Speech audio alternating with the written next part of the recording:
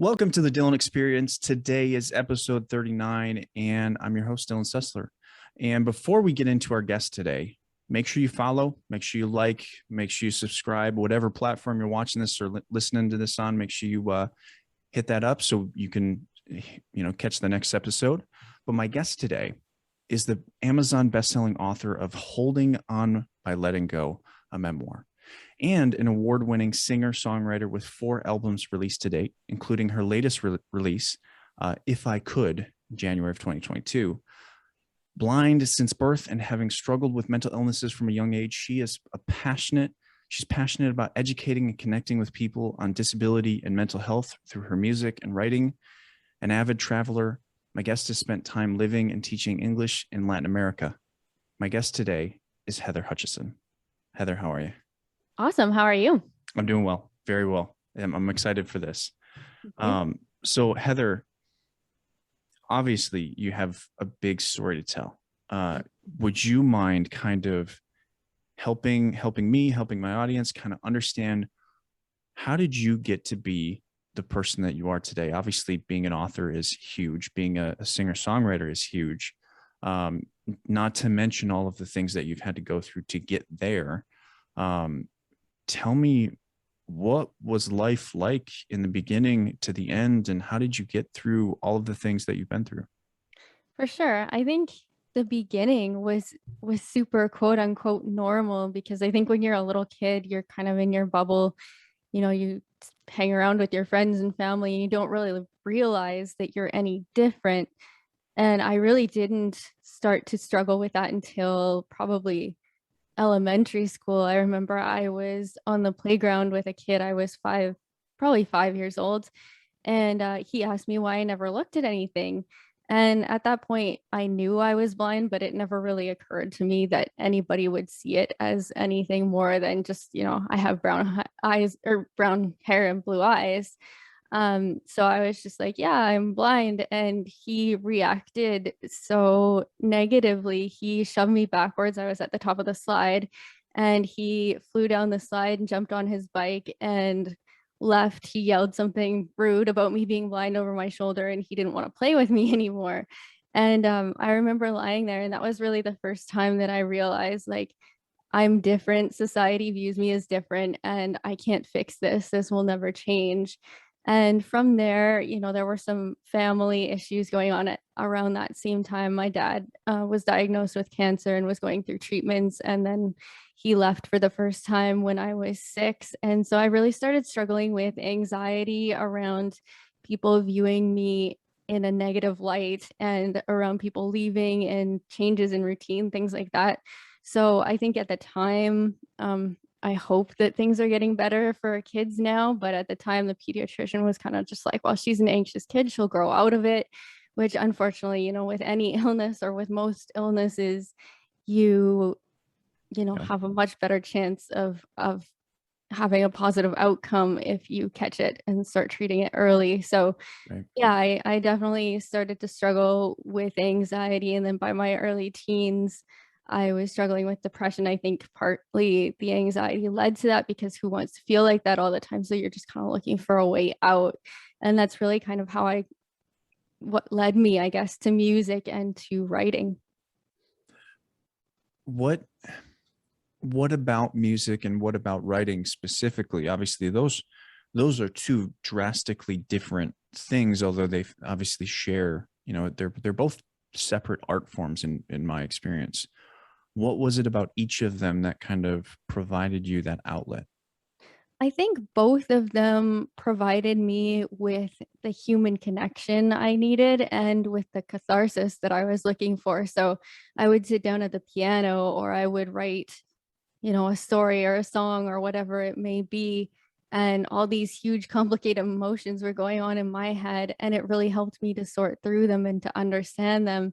And then by the time I was 16, I was playing professionally, and I would, meet people after concerts, and they would be like, wow, this song really helped me through this difficult thing that I was going through in my own life. So that really brought the human connection to me, Yeah. and gave me that sense of purpose that I think that we all need, of like, okay, I have a reason to be here. I have a reason to do what I'm doing because I might be hurting, but I'm connecting with other people through that hurt.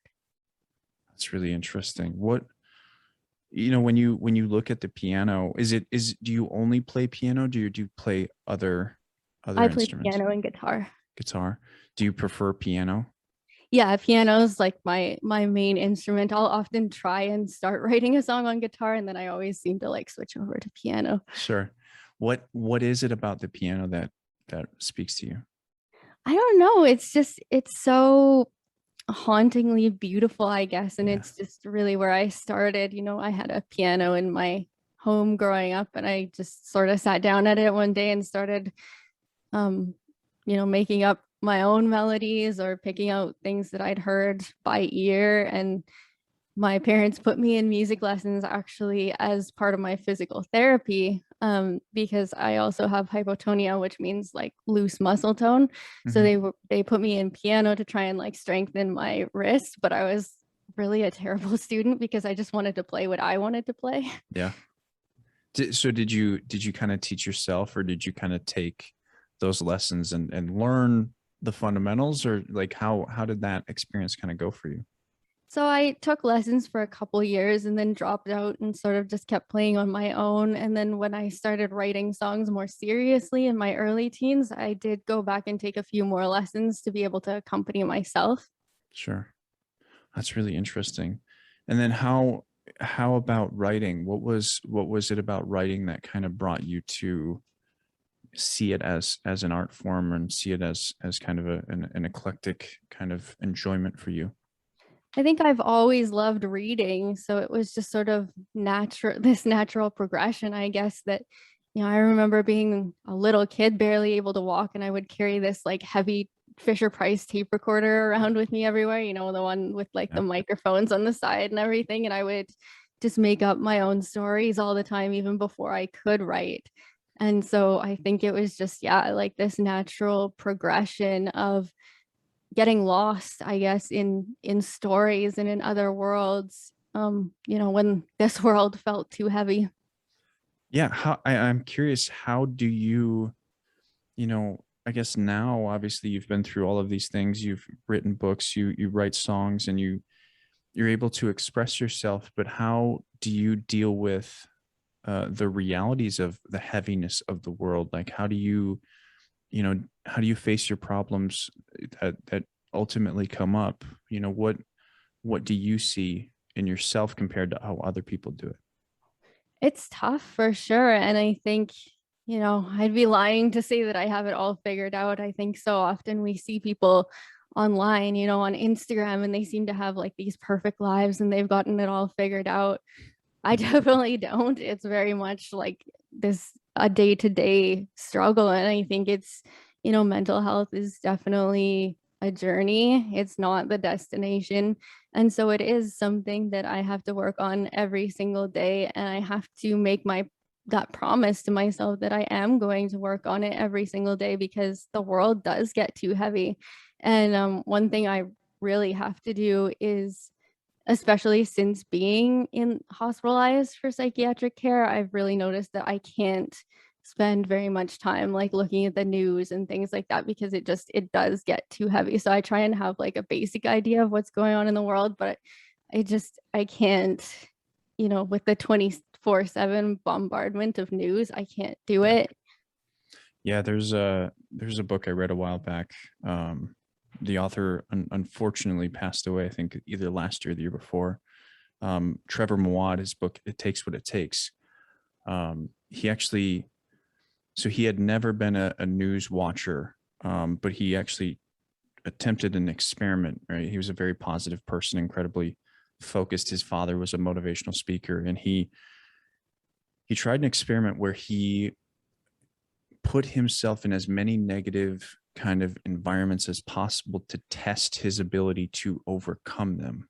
And I think he spent like either a week or 2 weeks or potentially 30 days. I can't remember exactly what the time frame was, but he spent a period of time watching the news and bombarding himself with the negativity of the news. And then, almost like a diet of like consuming all the food around him, he then cut it off and learned how to step away from that stuff. And it's remarkable to kind of see his story in that book, and how he stepped out of it, and looking at this picture that one of his main quotes in his book is, if you can't be negative, or if you can't be positive, just don't be negative.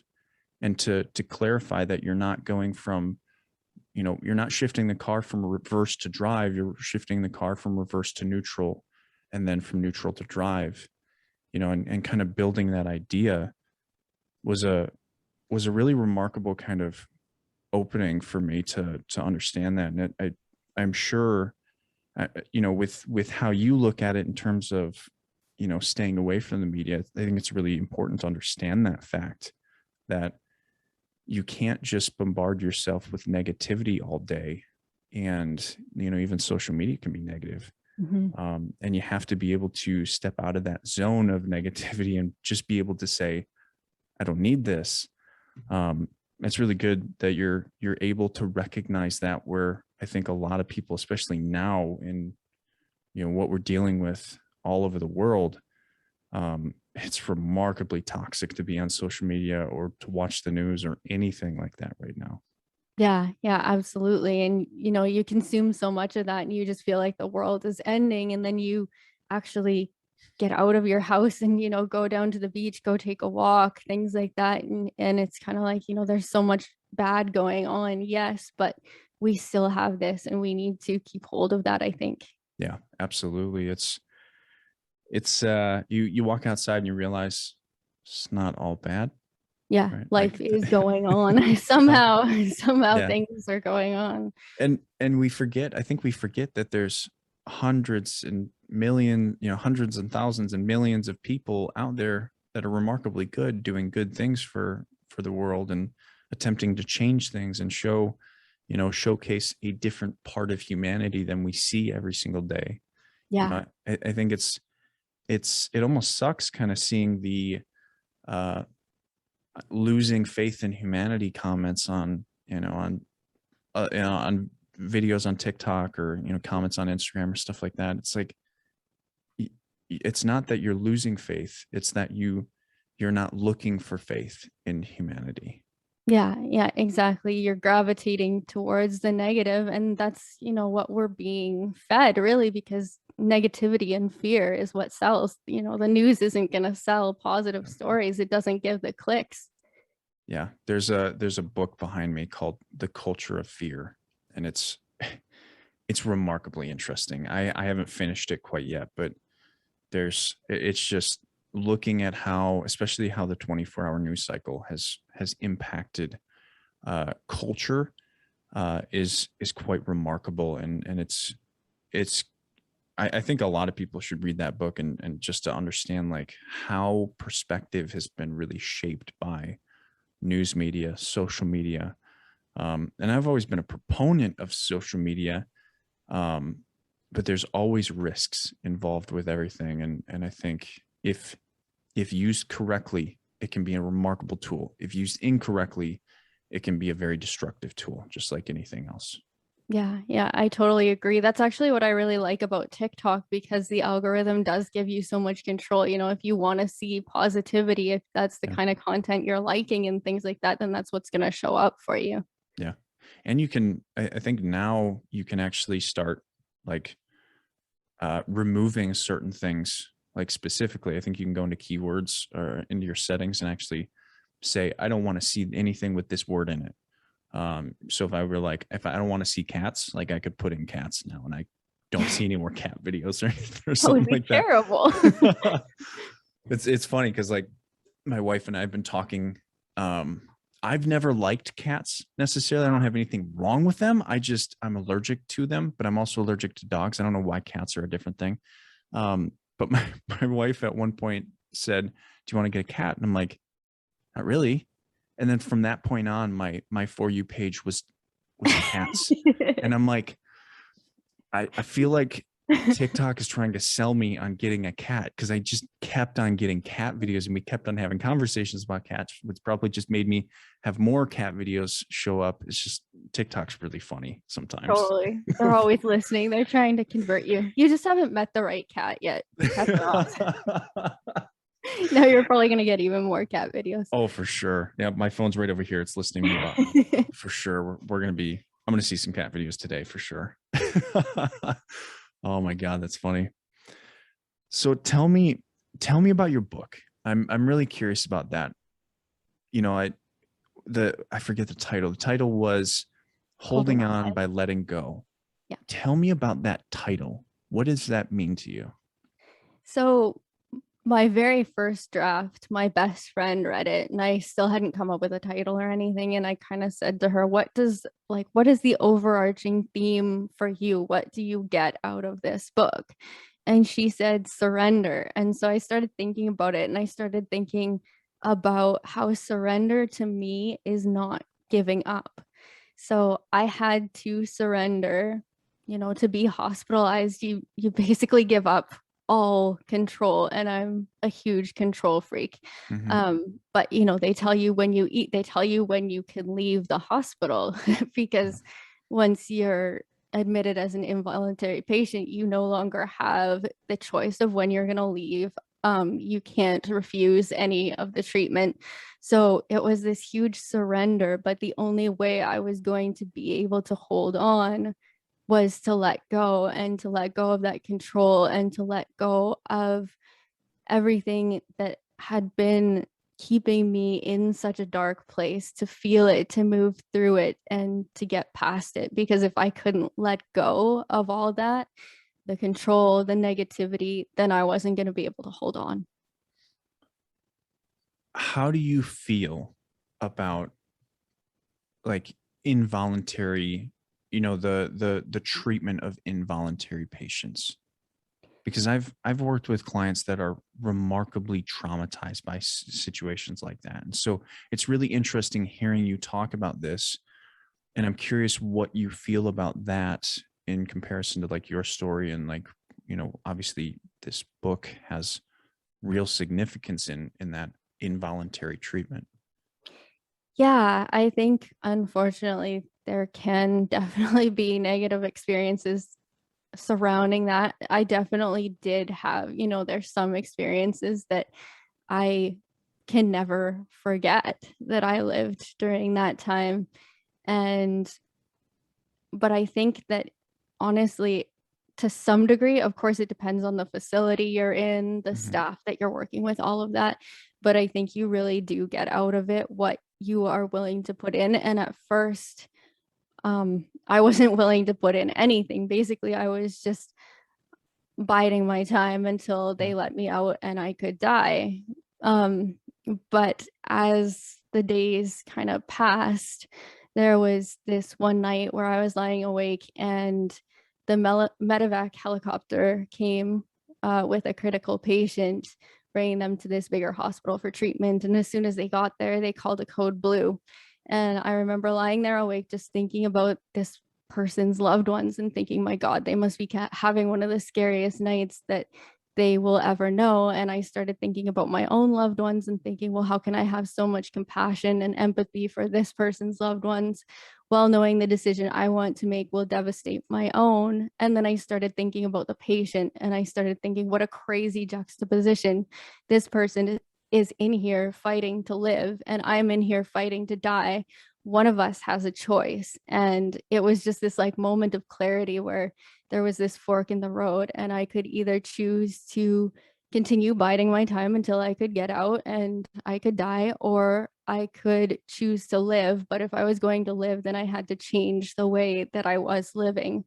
So for me, it was really that. I don't know if I hadn't had that moment, that it would have been a positive experience for me. I may have just viewed it super negatively and like, they don't have the right to do this. They're taking away my freedom. I have the right to die if that's what I want. So I feel really fortunate to have had that moment of clarity, because, if I hadn't, I may have shared a similar experience to some of the people that you've worked with. Yeah. Do you think, this is really interesting. Do you think your life prior to that moment prepared you for that epiphany in ways? I think so. I think, you know, at some level, looking back on it, I must have carried some spark of hope still for a better life, because if I hadn't, would I have ended up in the hospital in the first place? Yes, I was there as an involuntary patient, but, would I have quote unquote let that happen if I truly felt like there was no hope? So I think, yeah, in some ways, I definitely was probably prepared and searching for that sign, like, just give me some sort of reason, Yeah, please, universe, to hold on. that's really interesting. I look at my own story, and you know, I so I lost my dad to suicide at 6 years old, for some context, and that kind of pushed me into, uh, about 20 years later, I nearly committed suicide myself. And it's so similar in terms of that moment where I was in a moment where I was going to kill myself with a firearm, and I felt that same situation happen. In obviously little bit different context, but it was the same kind of feeling of I look at it now, and the darkest moment of my life was the most necessary moment of my life to continue forward. Yeah. Um, and I think, that's not me saying that you have to go to rock bottom to change your life, but I certainly think there are people out there that maybe rock bottom is the place you need to get to understand just how important it is for you to move forward, for you to move on. But not everybody survives that, and that's the hard part of, like, certainly my job. And I'm curious what you think. How do you feel about uh, people?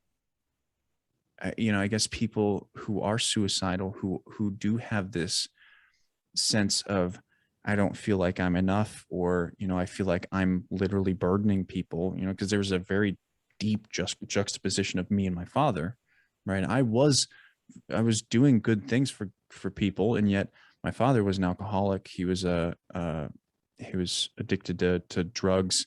Um, you know, I think he was emotionally abusive, but it was hard to understand that whole story. But he was deeply abused as a child, and so it wouldn't be far off to understand that he might be. But I was young at the time, so I don't know. And so there's this differing kind of understanding of, there's people like me who I really wasn't causing any negative effects to other people. I was very causing negative effects to myself, but my father was different. He was causing negative effects to his family. And how do you feel about that? And looking at how people approach the idea of suicidality, suicide ideation, and what do you think is the cure? What do you think is the path to healing? Um, I'm curious. I think the path to healing is purpose, because I think if we don't have that, if we don't, even if we are doing good things, if we don't feel that purpose, if we don't feel like we are doing good things, then it's almost sort of like this selfish altruism of, like, I'm doing more harm than good here. People won't leave me, so I'm going to do the leaving for them. Yeah. Yeah, very much so. It's very relatable. How do you feel about, well, what's interesting about that is, how do you feel about society's, I think, susceptibility to telling people they're doing more harm than good?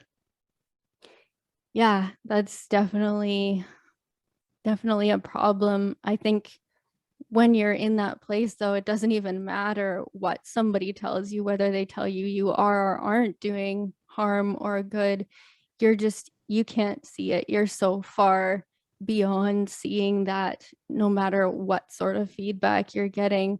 So I think, in the case of your father, he probably was getting some of that negative feedback. In the case of you, maybe you weren't, but for some reason, everybody who does consider suicide somehow ends up in that sort of same place of, I'm not good enough for this world. I'm not doing good things for the people around me, so I will take myself out of it. Yeah. It's remarkably complicated. It For sure. is. Yeah. And if you haven't been there, I think, it's so easy to say, oh, it's selfish. How could somebody even consider that? And, to those people, I just kind of say, just be grateful that you can't understand the tortured mind of somebody who feels that they have no other way out. Yeah. Yeah. 'Cause, I've heard that so many times, and that's really what I started hearing when I was 6 years old about my dad. He was Yeah. selfish. He was sick. He's going to hell. I'm being told all of these things that are remarkably negative about this man that is my dad. Yeah. Right. And Yeah. I'm 6 years old, and all I know at 6 years old is that I love my dad. Yeah. Right? Regardless of the mistakes he's made. Right. And this is why I think it's so important to have this discussion for parents. Mm-hmm. The narrative that you speak about parents, whether they've committed suicide, whether they've divorced, the other parent, right? Remarkably important, because all this child knows, especially between, I would say, 0 and 7 years old, 8 years old, right before the time of critical thinking, all these children know is that they love this person, right? Yeah. They idolize this person. They appreciate this person. I've seen children who have been abused and yet still love this person. And if you have the conversation and you create this completely negative, completely oppositional approach to what this child sees, you're going to create a remarkable amount of confusion. It did for me. It's done for a lot of people that I've worked with. Yeah. And it confuses children into not knowing how to think, not knowing how to understand this situation. And in many ways, because of that confusion, because of the shame, because of the guilt, they close themselves off. They stop talking about it. They don't open up about it. And so you have to be remarkably careful, I think, about the narrative, especially with children, but just the narrative in general, right? Yeah. Like, it's not selfish. It's not completely selfless, but it's not selfish. It's both. And it's both in a relationship that is not to the extreme. It's not 100% selfless. It's not 100% selfish. It's this complicated mess of decisions that ultimately led to this person seeing themselves from a position of society that doesn't really exist for them, or maybe it did. That's the interesting thing, is it can exist where people literally look at this person and say, you are worthless to me. Yeah. And so you're right. Like, if you don't know, you should be grateful that you don't understand that. And maybe if you don't know, you should just shut the fuck up. I totally agree. Yes, like, please. maybe you just shouldn't say anything, because it's not your place to judge this person who has been through 40 years of trauma, or 30 years of trauma, or 60 years of trauma. Yeah. That's definitely a conversation that I've seen transform over the last 30 years of my life. But it still exists. Yeah. It's still there, and it's still a prevalent problem that we need to address in some ways. Yeah, people are just seeing it as so black and white, and it's just that, like you said, there's just so many factors that go into it. It is just like the very definition of confusion when you think that there's no other way. Yeah. And how do you talk about it, right? Yeah, because nobody knows what to say, even if you Yeah. try to talk about it, Yeah. there's still this negativity around it. I lost somebody to suicide when I was 12 and nobody talked about it. I only found out about it because people were kind of like whispering about it. You know what? I think I found out at the funeral and I heard people going, oh, she was so selfish. How could she? How could she leave these people? And for me at 12, it was, still very confusing. And instead of thinking, oh my gosh, she must have been in so much pain, I started thinking, well, that decision she made actually makes a lot of sense. Who Yeah. wouldn't want to check out if life got to be too much? And I think that's when I really started thinking about it as, a viable option, Yeah. because nobody was really talking about it. It's rational. Yeah. Like I look at, and to give some context, like I look at rationality as every feeling you've ever had in your life is valid, right? Yeah. And logic is invalidating, right? Like Totally. it's the invalidator of, like, you look at the rationality of suicide and you're like, if you're logical, it makes sense. Don't do it. Yeah. Right. Yeah. But if all feelings are valid, then which do you choose? If you don't have logic and all you understand is that kind of picture of everything is valid, then the confusion is remarkably valid. Then the feeling of never feeling good enough is valid, right? Like all of these feelings become super valid. And then you start looking at other people's decisions and saying, they don't appreciate me. They don't care about me, right? I called 3 people last night, but nobody picked up because all 3 of them were at work, right? Would be the logical response. But the rational response is, they don't care about me. Yeah. Right. And the reality is it doesn't fit. Right. And that's why we look at it and we say, this is selfish. But the real idea is that people can't always care about you 100% of your life. They can only care about you when they can care about you. Right. Yeah. And it's something that, it's one of the messages that I try and give people, is that you have to be there for yourself 100% of your life. And when you start looking at, making a call, like I'm suicidal, and you start making 17 calls to 17 friends and nobody picks up, you're not trying to be there for yourself. You're trying to get someone else to be there for you. And that's not a bad thing, but it's not really looking at the problem that is you, right? Yeah.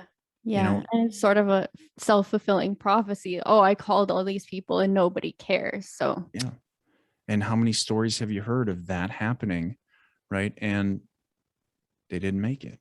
yeah. Like I've heard that before, right? I got this call last night.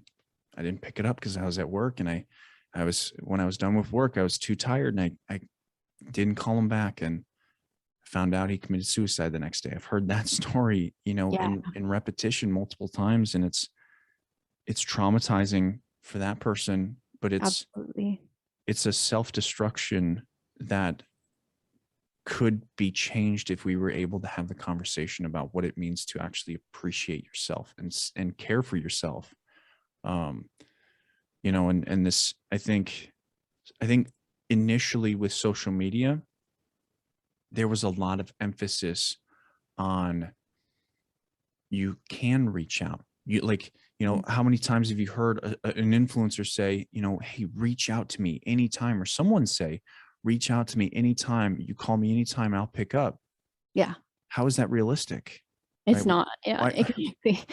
I always think that every time I hear somebody say that, it's like, Why? don't make promises you can't keep, because you can't. Yeah. And people are going to look to you, and they're going to pull out that video 12 years later and say, you said it, right? Yeah. And you weren't there. And I think we need to stop making that mistake. I think we need to start being, clarifying what boundaries really are, and help people understand who can be available for them. Right. I think, I have a job because therapy isn't working for people. Mhm. And that's a completely different discussion, but it's also a discussion of, I have value because therapy isn't working for people. That's an issue, right? Yeah. And Why?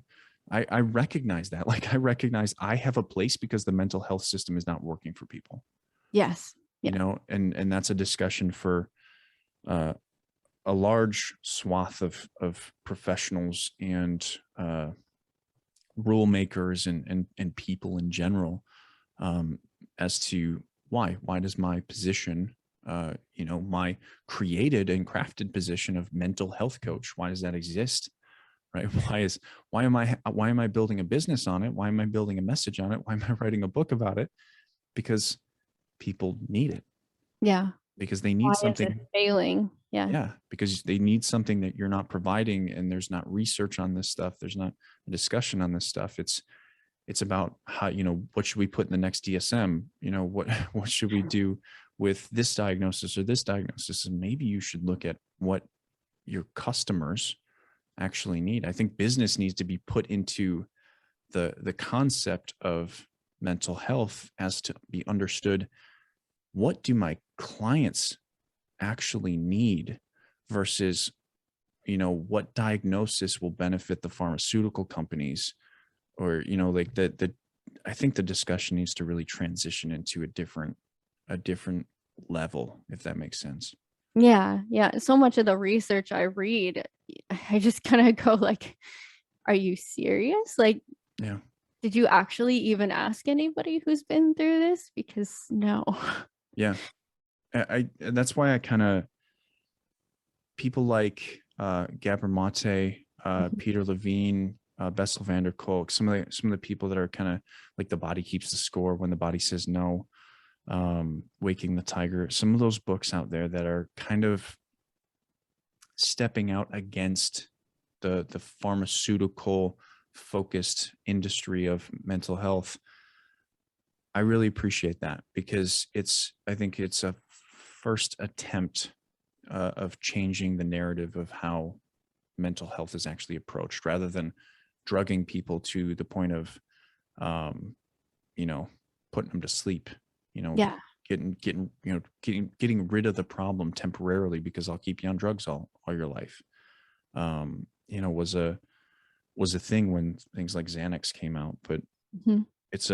I think it's a transition. I think we're really in a transition period of mental health. Yeah. Yeah. I totally agree. Yeah. Well, I'm curious, what's next for you? Obviously, like writing a book and becoming a singer-songwriter. I mean, those are big things. Are you are you pushing more into singing, songwriting? Are you pushing more into, further books? What's next on your agenda?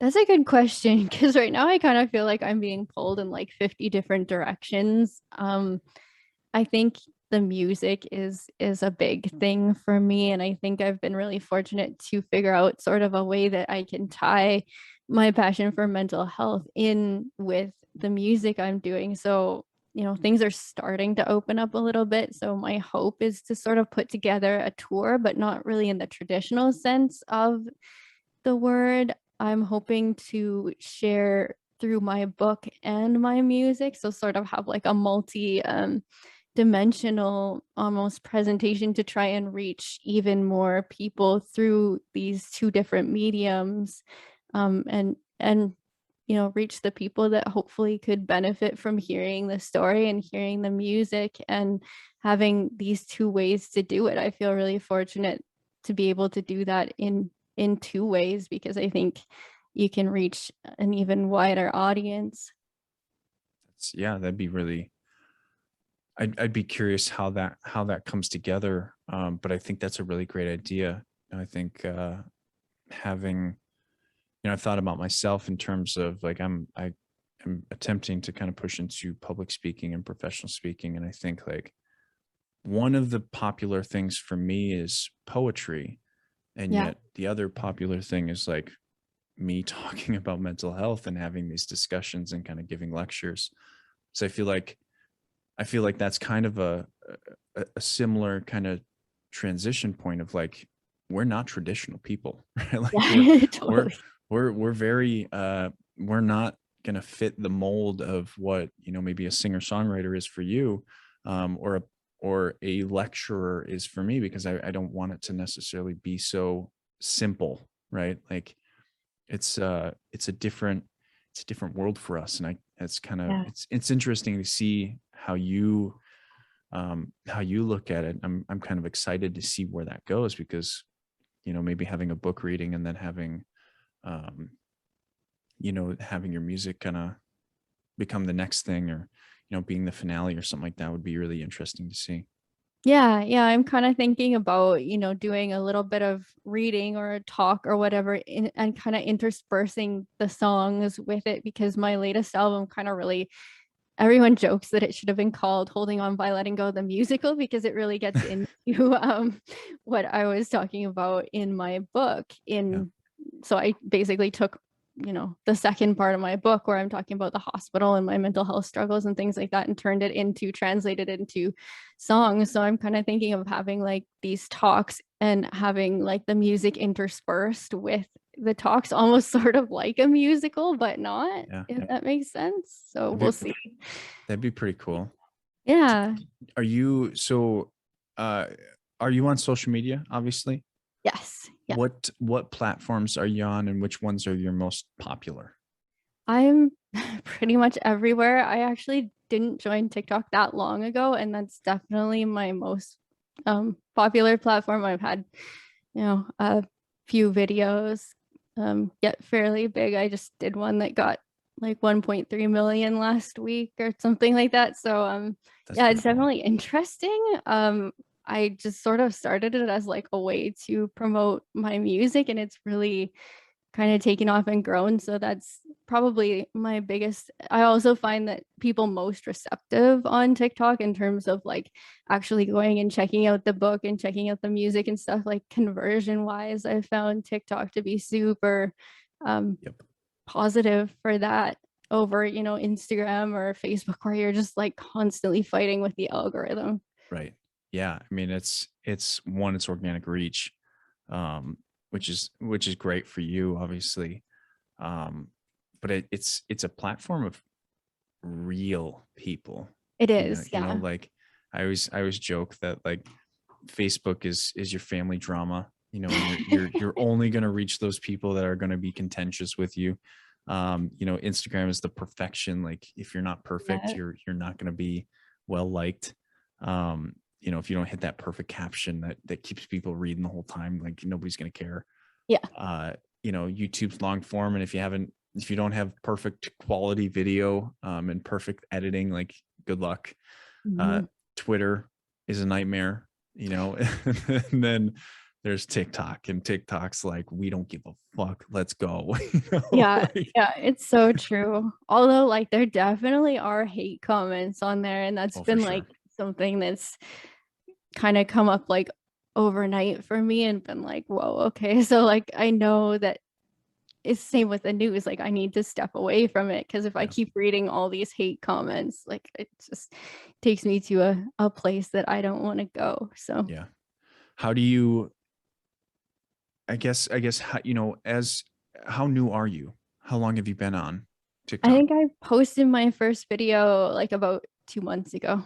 Oh, so you're real new. Yeah. Um, how long have you been kind of trying to be, an influencer overall?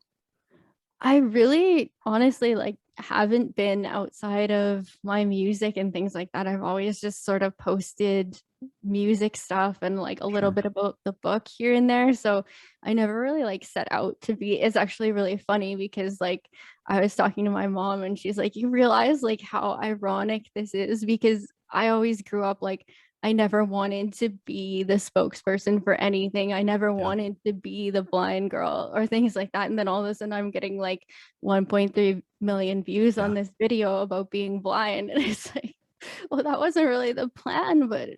okay. It's, I've worked with a few influencers on kind of like, not just, developing their TikTok specifically. That's where I kind of focus, but developing them to Yeah. manage it. And, if there's one thing that I've learned that is super beneficial, it's it's to understand that you are the only one that knows your context. You're Yeah. it. And what people are going to do with that is they're going to send you hate. They're going to judge you. They're going to tell you what they think is right for you. They're going to tell you all the things that, you probably already know. Yep. And if you are not super comfortable with understanding that your context, they don't, you're going to have no filter when it comes to all of that stuff coming at you. Yeah. And Yeah. That's so true. it's so hard on influencers, right? Like, so difficult to realize that, you don't know, dude. Like, you know, Josh 64 is trying to tell me that I know nothing about suicide. I'm like, cool, man. Like, thanks. Yeah. I appreciate that, like, appreciate your comment. Go make your own video now. Let us Right. know how it actually is. It's a pain, and if you're not really prepared for that, it can be a real, like you said, it can be a real struggle. Yeah. And I think that's sort of why I've waited so long to hop on that bandwagon, because even last year I think about it and I'm like, there's no way I could have coped with this even Yeah. a year ago. Yeah. It's really helpful to have people, people that are just supportive of you. Yeah.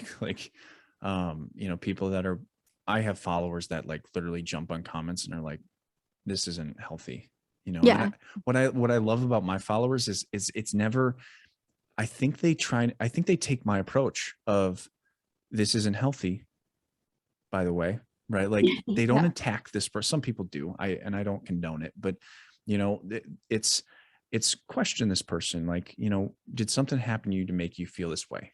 Like, to make you feel like you have to be aggressive or hateful or whatever. And so when I get hate comments, which is rare, because I don't think I talk about much that is super contentious.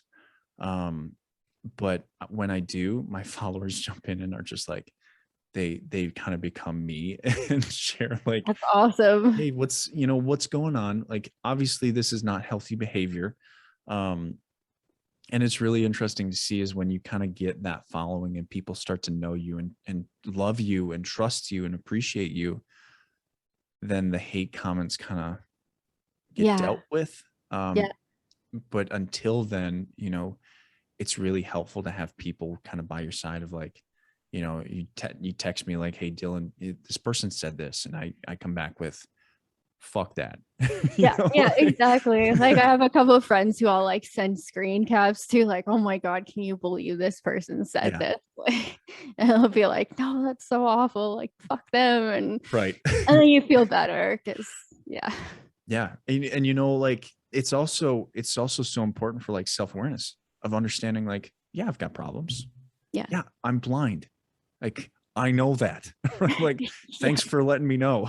Like, exactly. and then you realize like you can make fun of it, of like the ridiculousness of this comment of this person like pointing out something that you've known all your life.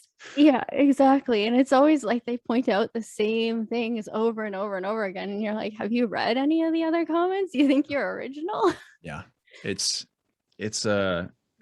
people are assholes. That's one thing I know, and especially in our day and age where there's an entire generation that I think hopped on social media simply to express all of the anger and the hate that they felt all of their life from being abused or being hurt or being unheard. I don't know. I think that kind of disrespect is just not something that we're going to see go away until that generation kind of falls away from social media, or dies, or moves on or whatever. Yeah, it's actually really sad. Like, I posted a video and just sort of said, I feel sad for you guys, because if you're so uncomfortable by somebody who's different than you, who looks different than you, that you need to like hop on the internet and tear down random strangers, then that's really sad, because you're missing out on a lot in life. Yeah. And it's unfortunate because, I think you and we have a lot of similarities in terms of like how we have emotionally lived, right? Mm-hmm. Obviously we have completely different stories, but what I find on this podcast is that people have very similar emotional experiences.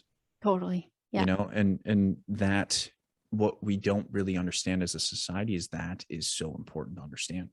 Is like, Yeah. you know, I've had people of color, I've had a blind person on, you know, I've had so many, like I've had men, I've had women, I've had mothers, I've had fathers, I've had uh, you know, single people. Like there's so many different people out there, different, you know, different situations, different circumstances. But guess what? Guess what we've all had in common?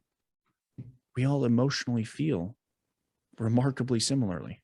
Yeah, yeah, it's so true. Emotionally, we are so much more alike than we are different. And I think that's where the breakdown sort of is in society, because everybody is fighting against each other, not realizing, hey, like we might have different beliefs, we might look differently, we might have different lived experience, but we all want the same things.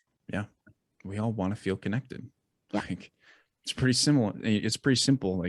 Like if there's one thing I know about trauma and one thing I know about suicide specifically, I think the biggest killer in terms of suicide is disconnection. I totally agree. Yeah. If you look at all of the reasons why people commit suicide, all of them have one thing in common, and that's disconnection. Yeah. And when you really understand that, it becomes really easy to just help them. Yeah. Because it's just, hey, I don't care what you've been through. I just want to connect with you. I just want to be with you, right? Like I can't be with you always, but I just want you to know that I appreciate you. Like I sent a text yesterday. I have a text platform, and I want to read this. I said, don't deflect this. You deserve it. I'm proud of you. You've been fighting all your life. You deserve to be acknowledged for your tenacity and your will to keep going. I'll say it again. I'm really fucking proud of you. And I got an Instagram message yesterday after I sent that. And it was just a person that didn't, you know, was struggling through so much, that was all they needed. I've Yeah. never met this person. You know, they've been in my comments every once in a while, but I've never met this person. They do not know me. I do not know them personally. And that singular virtual text message to their inbox was all that was necessary for them to feel connection again. Yeah. Because you made them feel seen. And I think that's what we're all striving for. Yeah. And it's that simple. You know, like we don't have to be hateful and spiteful just because people disagree with us. We can learn to understand and connect with each other, and develop that ability to disagree with respect. Yeah. I think that tradition, if it ever existed, I think I like to think it did. Hopefully. If it hasn't existed before, that's my goal. Yeah. To build that, to build respect in disagreement, you know, because it certainly doesn't exist in our media world right now. Yeah. But you have the perfect social media platform to do that. Yeah, that's what TikTok's for. Yeah, totally. Yeah, that's my goal, you know, and even when it transitions away from TikTok and into something new, I'm still gonna speak the same message. Well, Heather, how can people reach you? How can they find you? What's the best platform for you? It's obviously for music. I don't know if it's Spotify or something else. Like, how can people support you? For sure. They can go to Spotify or Apple Music. My music's basically wherever you listen to music on all the streaming services. My website, www.heather-hutchison.com, Hutchison, has links to everywhere you can listen to my music online. You can check out my book on there as well. It's available on Amazon, Audible, etc.